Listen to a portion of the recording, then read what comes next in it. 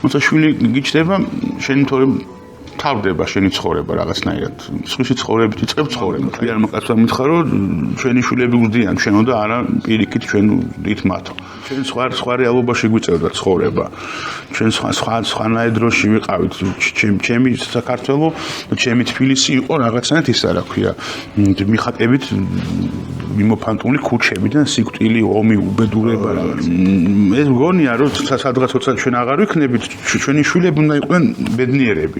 ჩვენი შვილები ვერასდროს ვერ იქნებიან ბედნიერები თუ ისინი არ იცხოვრებენ თანაბარ გარემოში. საშინელი ძველი ბიჭები, ქუჩის ბიჭები მოდიოდნენ თეატრში. მე შესწრებული ვარ, რომ რაღაცა როგორ არჩევდნენ უცებ აი ესე ქუჩის დონეზე როგორ არჩევდნენ იმას, რა ქვია, და ფაუსტს თუ რაღაც ბრეხტს თუ რაღაცას, აი ბიჭო იმას ესე არ უნდა ეთქვათო.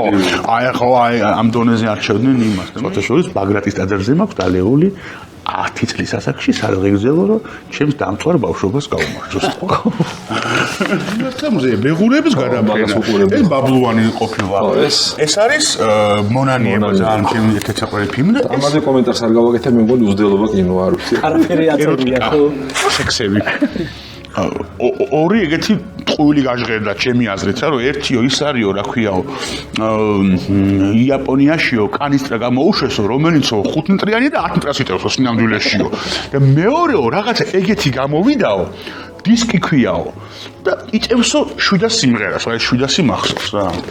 კანისტრა უფრო დასაჯერებელი ხო იყო? კანისტრა მეტად დავიჯერე, ვიდრე რომ 700 სიმღერას არ მეშება დაეტყვიო. თავის მაკაცი ნახა და არ შევენ ესო კაი ბიჭიაო.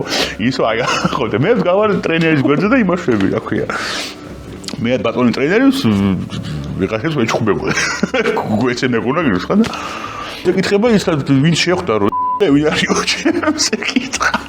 ისეც უნდა თამაშობდი და მამა შემა გამოხედა. ტენისზე ვიარე, აი ამდენი ხანი შევა ტენისზე იარო. ერთი კვირა. ერთ დარტყმა ვიარე. გამოუშვით რა რეპეტიცია. კი.